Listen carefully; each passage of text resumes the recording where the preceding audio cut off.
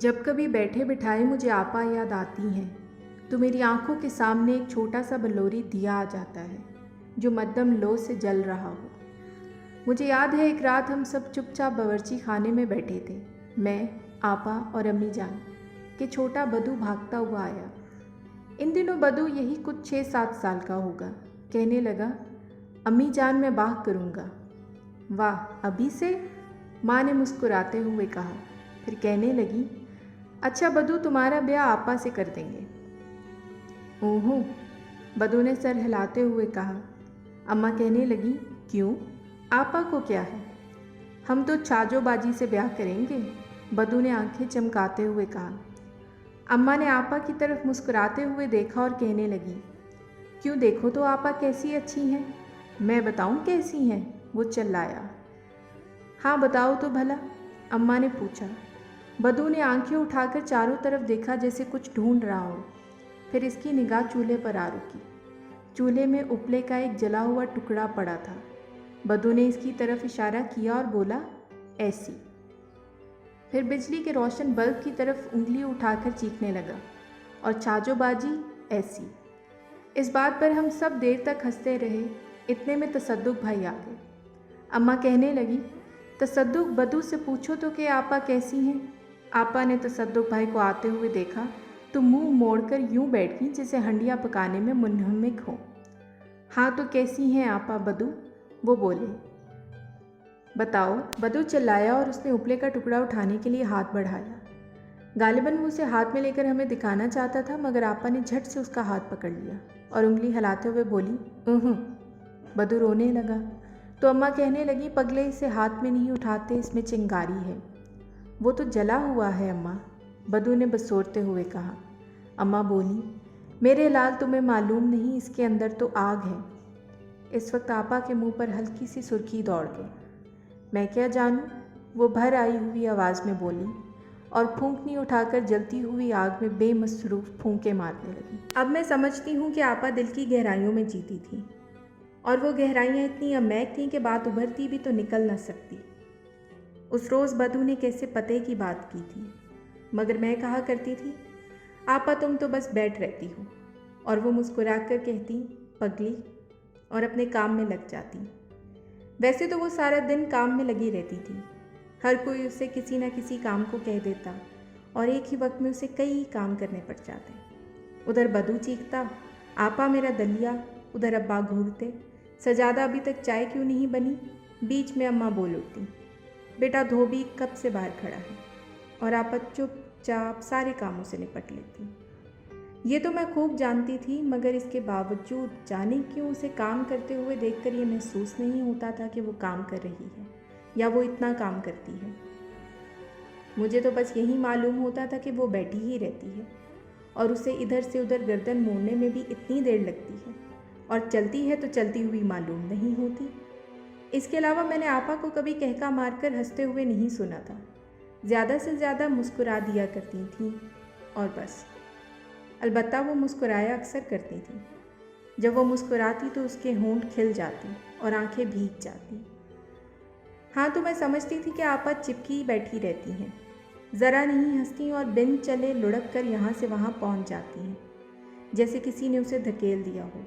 इसके बरक्स साहरा कितने मज़े में चलती थी, जैसे दादरे की ताल पर नाच रही हो।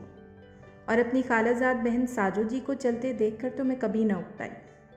जी चाहता था कि बाजी हमेशा मेरे पास रहें और चलती चलती इसी तरह गर्दन मोड़कर पंजम आवाज़ में कहें, हैं जी, क्यों जी, और इसकी काली काली आंखों के गोशे मुस्कुराने लगे। बाजी की बात मुझे कितनी प्यारी थी। सारा और सुरैया हमारे पड़ोस में रहती थी। दिन भर इनका मकान इनके कहकों से गूंजता रहता, जैसे किसी मंदिर में घंटियां बज रही हों। बस मेरा जी चाहता था कि इन्हीं के घर जा रहूं। हमारे घर में रखा ही क्या था, एक बैठ रहने वाली आपा, एक ये करो वो करो वाली अम्मा, और दिन भर हुक्के पर गुड़गुड़ करने वाले अब्बा। उस रोज़ जब मैंने अब्बा को अम्मी से कहते हुए सुना, सच तो ये है मुझे बेहद गुस्सा आया। अब्बा कहने लगे, सजादा की माँ, मालूम होता है सायरा के घर में बहुत से बर्तन हैं। क्यों, अम्मा ने पूछा। कहने लगे, बस तमाम दिन बर्तन ही बचते रहते हैं, और यह कह के लगते हैं जैसे मेला लगा हो। अम्मा तंग आकर बोली, मुझे क्या मालूम, आप तो बस लोगों के घर की तरफ कान लगाए बैठे रहते हैं। अब्बा कहने लगे, ओफो, मेरा तो ये मतलब है कि जहाँ लड़की जवान हुई बर्तन बजने लगे। बाज़ार के उस मोड़ तक लोगों को खबर हो जाती है कि फ़लाँ के घर में लड़की जवान हो चुकी है, मगर देखो ना, हमारी सजादा में ये बात नहीं। मैंने अब्बा की बात सुनी और मेरा दिल खोलने लगा। बड़ी आई है सजादा जी, हाँ, अपनी बेटी जो हुई। इस वक्त मेरा दिल चाहता था कि जाकर बावर्ची खाने में बैठी हुई आपा का मुंह चढ़ाऊं। इसी बात पर मैंने दिन भर खाना न खाया और दिल ही दिल में खोलती रही। आखिर अब्बा जानते ही क्या हैं, बस हुक्का लिया और गुड़गुड़ कर लिया, या ज़्यादा से ज़्यादा किताब खोलकर बैठ गए और गुटमुट करने लगे, जैसे कोई भुटियारन मकई के दाने भून रही हो। सारे घर में ले दे के सिर्फ तसद्दुक भाई ही थे जो दिलचस्प बातें किया करते थे, और जब अब्बा घर पर ना होते तो वो भारी सी आवाज़ में गाना भी गाया करते थे। जाने वो कौन सा शेर था? हाँ, चुप चुप से वो बैठे हैं, आंखों में नमी सी है, नाजुक सी निगाहों में नाजुक सा अफसाना है। आपा इन्हें गाता हुआ सुनकर किसी न किसी बात पर मुस्कुरा देती, और कोई बात ना हुई तो वो बदू को हल्का सा थप्पड़ मारकर कहती, बदू रो ना, और फिर आप ही आप बैठी मुस्कुराती रहती। तसद्दुक भाई मेरे फुफ्फा के भाई थे। इन्हें हमारे घर आए यही 2 माह हुए होंगे। कॉलेज में पढ़ते थे तो वो बोर्डिंग में रहा करते थे। फिर एक दिन जब फूफी आई हुई थी तो बातों में इनका जिक्र छिड़ गया। फूफी कहने लगी, बोर्डिंग में खाने का इंतज़ाम ठीक नहीं, लड़का आए दिन बीमार रहता है। अम्मा इस बात पर खूब लड़ी, कहने लगी, अपना घर मौजूद है तो बोर्डिंग में पड़े रहने का मतलब। फिर इन दोनों में बहुत सी बातें हुई। अम्मा की तो आदत है कि अगली पिछली तमाम बातें ले बैठती हैं। गर्ज के नतीजा ये हुआ कि 1 हफ्ते बाद तसद्दुक भाई बोर्डिंग को छोड़कर हमारे यहाँ आ ठहरे। तसद्दुक भाई मुझसे और बदू से बड़ी गप्पे हाँका करते थे। इनकी बातें बेहद दिलचस्प होती। बदू से तो वो दिन भर ना उकताते, अलबत्ता आपा से वो ज़्यादा बातें ना करते भी कैसे। जब कभी वो आपा के सामने जाते तो वो आपा के दुपट्टे का पल्लू आप ही आप सिरक कर नीम घूंघट सा बन जाता, और आपा की भीगी भीगी आंखें झुक जाती और वो किसी न किसी काम में शिद्दत से मसरूफ़ दिखाई देती। अब मुझे ख्याल आया कि आपा इनकी बातें गौर से सुना करती थी। वो कहती कुछ ना थी। भाई साहब भी बदू से आपा के मुतालिक पूछते रहते, लेकिन सिर्फ उसी वक्त जब वो दोनों अकेले होते। पूछते, बदू तुम्हारी आपा क्या कर रही हैं? आपा? बदू लापरवाही से दोहराता, बैठी हैं, बुलाऊं? भाई साहब घबरा कर कहते, नहीं नहीं, अच्छा बदू आज तुम्हें ये देखो, इस तरफ तुम्हें दिखाएं। वो जब बदू का ध्यान इधर उधर हो जाता तो मध्यम सी आवाज़ में कहते, अरे यार तुम तो ढंडोरा हो। बदू चीखता, क्या हूँ मैं? इस पर वो मेज़ बजाने लगते, डगमग डगमग ढंडोरा, यानी ये ढंडोरा है, देखा, जिसे ढोल भी कहते हैं, डगमग डगमग, समझे? और आपा अक्सर चलते चलते इनके दरवाजे पर ठहर जाती और इनकी बातें सुनती रहती, और फिर चूल्हे के पास बैठकर आप ही आप मुस्कुराती। इस वक्त इसके सर से दुपट्टा सिरक जाता, बालों की लट फिसलकर गाल पर आ गिरती, और वो भीगी भीगी आंखें चूल्हे में नाचते हुए शोलों की तरह झूमती। आपा के होंठ यूं हिलते गोया गा रही हों, मगर अल्फाज सुनाई ना देते। ऐसे में अगर अम्मा या अब्बा बावर्ची खाने में आ जाते तो वो ठठक कर यूं अपना दुपट्टा, बाल और आंखें संभालती, गोया किसी बेतकल्लुफ़ महफिल में कोई बेगाना आ घुसा हो। एक दिन मैं, आपा और अम्मा बाहर सहन में बैठी थी। इस वक्त भाई अंदर अपने कमरे में बदू से बातें कर रहे थे।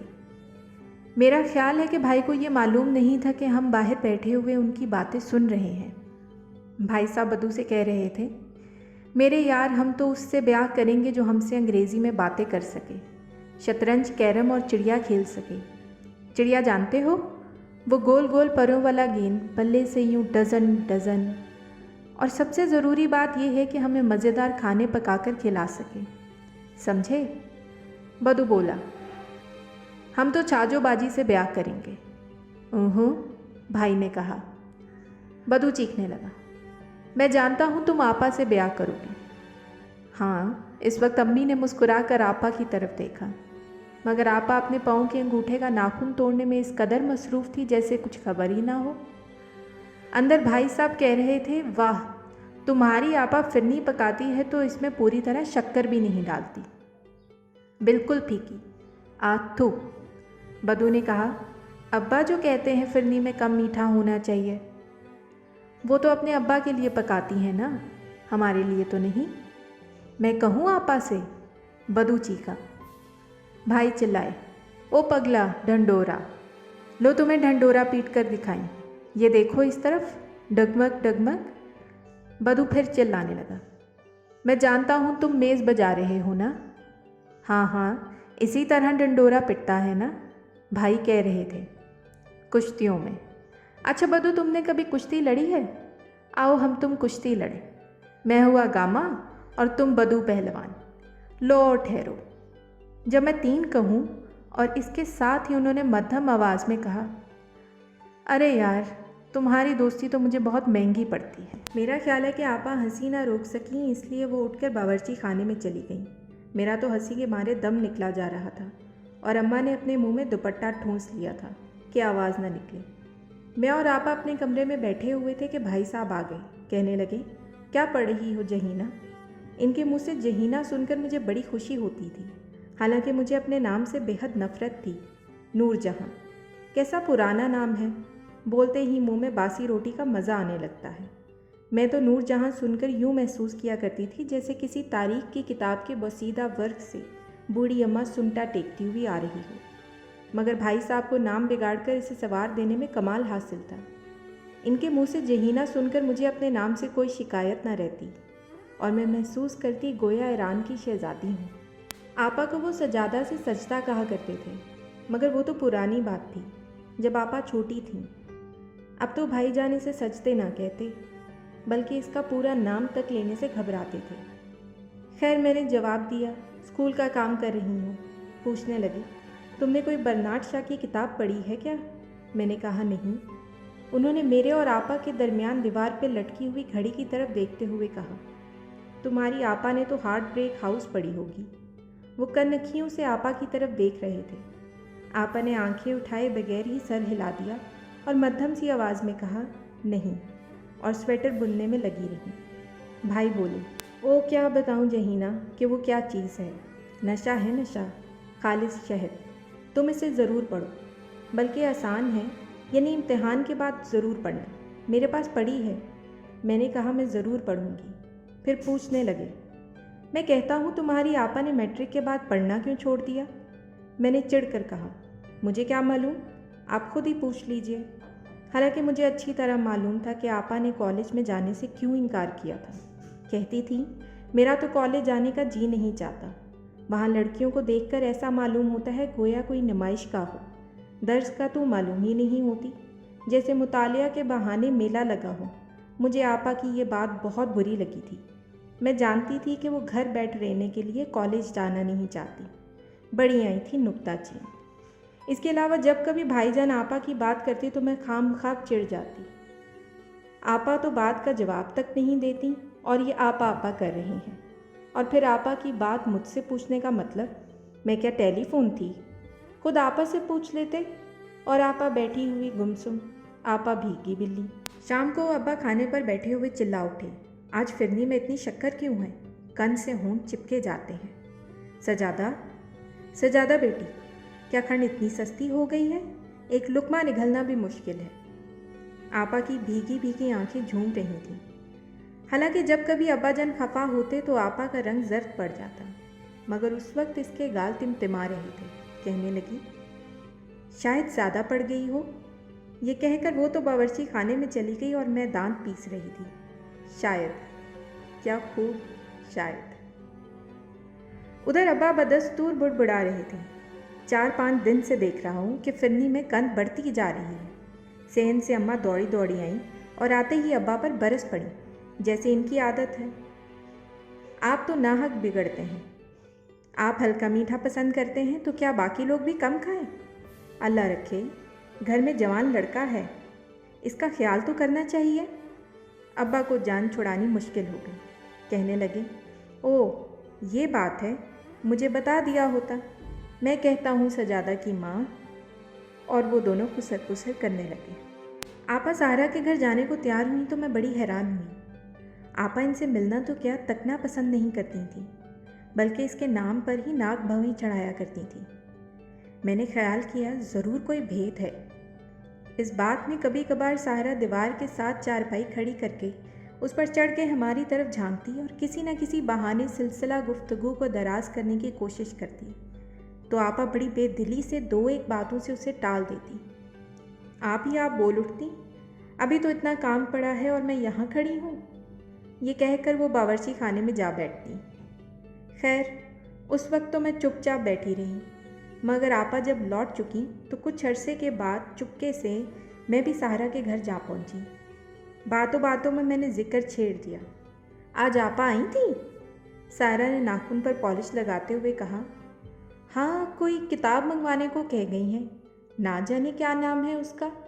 हाँ, हार्ट ब्रेक हाउस। आपा उस किताब को मुझसे छुपाकर दराज में मुकफ़िल रखी थी। मुझे क्या मालूम ना था। रात को वो बार बार कभी मेरी तरफ और कभी घड़ी की तरफ देखती रहती। उसे यूँ मस्त तरफ देख के मैं दो एक छोटी अंगड़ाइयाँ लेती और फिर किताब बंद करके रज़ाई में यूँ पड़ जाती जैसे मुद्दत से गहरी नींद में डूब चुकी हूँ। जब उसे यकीन हो जाता कि मैं सो चुकी हूँ तो दराज खोलकर किताब निकाल लेती और उसे पढ़ना शुरू कर देती। आखिर एक दिन मुझसे रहा न गया।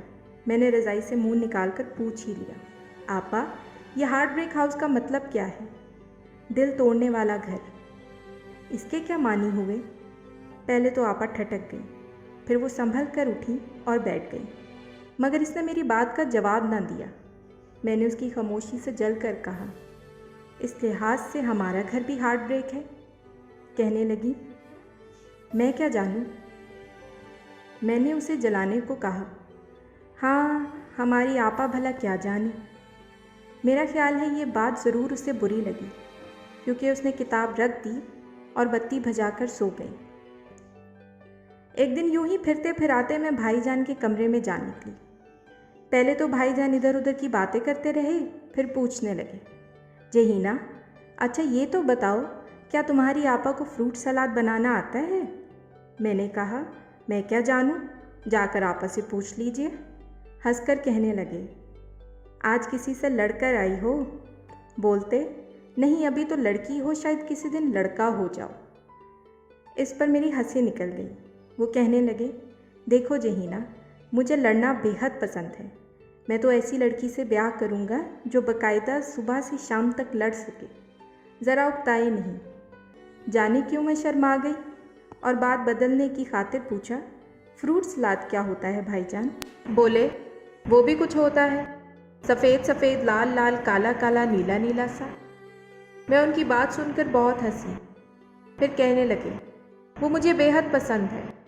यहाँ तो हम फिरनी खाकर उकता गए।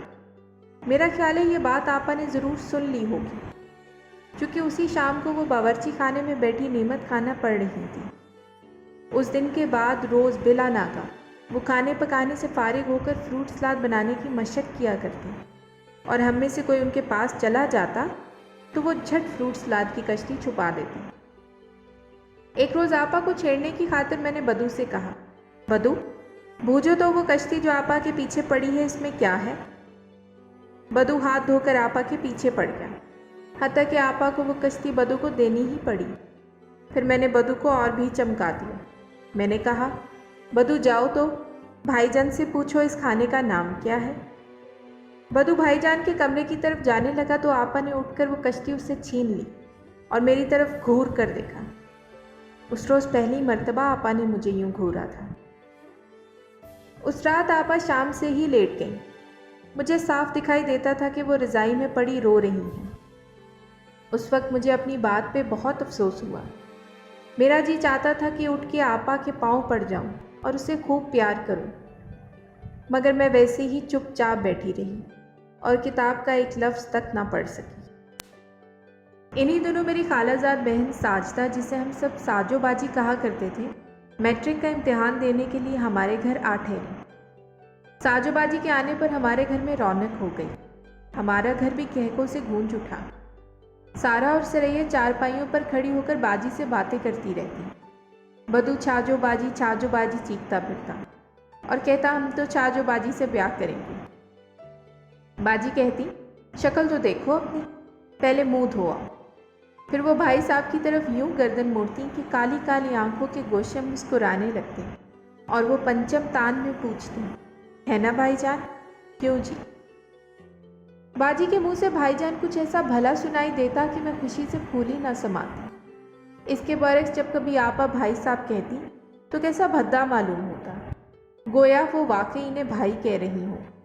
और फिर साहब, जैसे हलक में कुछ फंसा हुआ हो। मगर बाजी साहब की जगह जान कहकर वो सादे से लफ्ज़ में जान डाल देती थी। जान की गूंज में भाई दब जाता और ये महसूस ही ना होता कि वो इन्हें भाई कह रही हैं। इसके अलावा भाईजान कहकर वापसी काली काली चमकदार आंखों से देखती और आंखों ही आंखों में मुस्कुराती तो सुनने वाले को कतई ये गुमान ना होता कि इसे भाई कहा गया है। आपा के भाई साहब और बाजी के भाईजान में कितना फ़र्क है।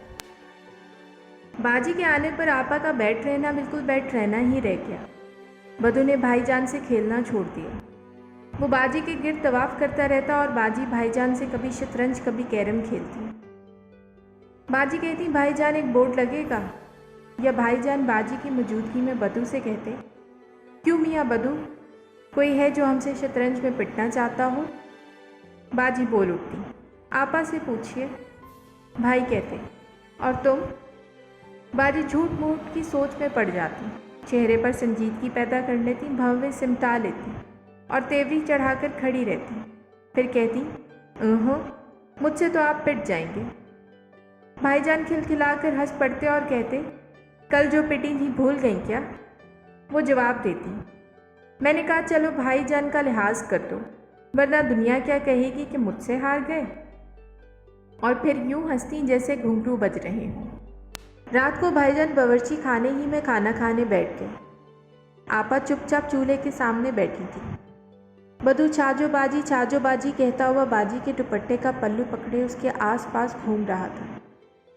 बाजी भाईजान को छेड़ रही थी, कहती थी, भाईजान तो सिर्फ 6.5 फुलके खाते हैं, इसके अलावा फिरने की प्लेट मिल जाए तो कतई मुजाहिका नहीं। करें भी क्या, ना खाएं तो मुमानी नाराज़ हो जाए। इन्हें जो खुश रखना हुआ है ना भाईजान। हम सब इस बात पर खूब हंसे।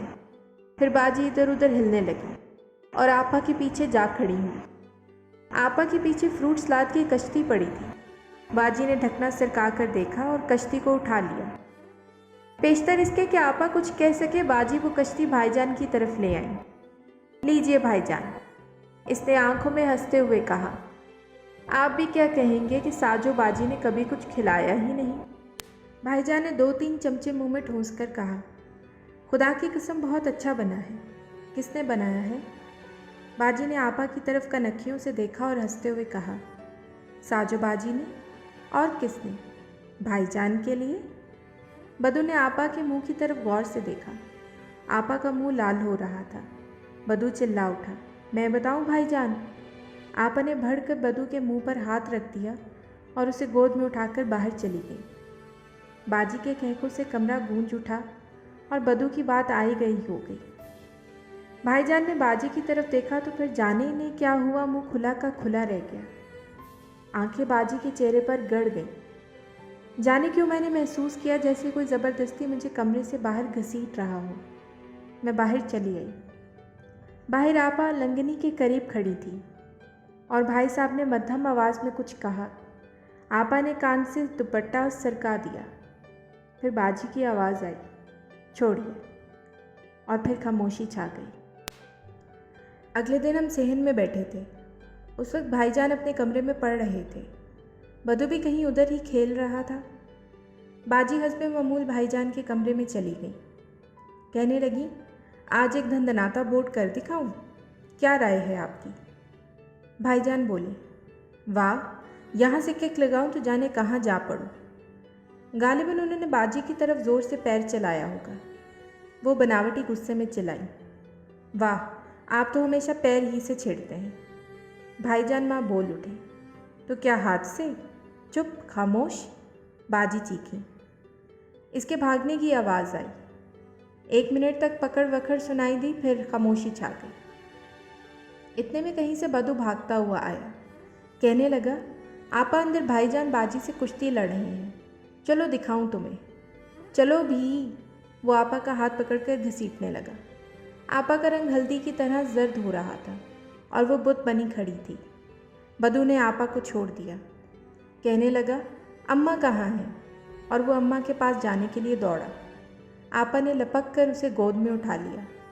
आओ, और उसे बावर्ची खाने में ले गई। उसी शाम मैंने अपनी किताबों की अलमारी खोली तो उसमें आपा की हार्ट ब्रेक हाउस पड़ी हुई देखी। शायद आपा ने उसे वहाँ रख दिया हो। मैं हैरान हुई कि क्या बात है, मगर आपा बावर्ची खाने में चुपचाप बैठी थी, जैसे कुछ हुआ ही ना हो। इसके पीछे फ्रूट सलाद की कश्ती खाली पड़ी थी। अलबत्ता आपा के होंठ बीचे हुए थे। तसद्दुक भाई और बाजी की शादी के 2 साल बाद हमें पहली बार उनके घर जाने का इत्तेफाक हुआ। अब बाजी वो बाजी ना थी, उसके वो कहके भी ना थे। उसका रंग जर्द था और माथे पर शिकन चढ़ी थी। भाई कहने लगे, बदू, साजो बाजी से ब्याह करोगे? ओहो, बदू ने कहा, हम ब्याह करेंगे ही नहीं। मैंने पूछा, भाईजान याद है जब बदू कहा करता था हम तो छाजो बाजी से ब्याह करेंगे? अम्मा ने पूछा, आपा से क्यों नहीं? तो कहने लगा, बताऊं आपा कैसी है? फिर चूल्हे में जले हुए उपले की तरफ इशारा करके कहने लगा, ऐसी। ऐन उसी वक्त बिजली बुझ गई और कमरे में अंगारों की रोशनी के सिवा अंधेरा छा गया। हाँ, याद है, भाई ने कहा। फिर जब बाजी किसी काम के लिए बाहर चली गई तो भाई कहने लगे, न जाने अब बिजली को क्या हो गया है, जलती बुझती ही रहती है। आपा चुपचाप बैठी चूल्हे की राख में दबी हुई चिंगारियों को कुरेद रही थी। भाईजान ने मगमूम सी आवाज़ में कहा, कितनी सर्दी है। फिर उठकर आपा के करीब चूल्हे के सामने जा बैठे और उन सुलगते हुए उपलों से हाथ सेकने लगे। बोले, मुमानी सच कहती थी कि इन जले हुए उपलों में आग दबी होती है, ऊपर से नहीं दिखाई देती। क्यों सच थे? आपा परे सिरकने लगी तो छन से आवाज़ आई, जैसे किसी दबी हुई चिंगारी पर पानी की बूंद पड़ी हो। भाईजान मिन्नत भरी आवाज़ में कहने लगे, अब इस चिंगारी को तो ना बुझाओ सचते, देखो तो कितनी ठंडक है।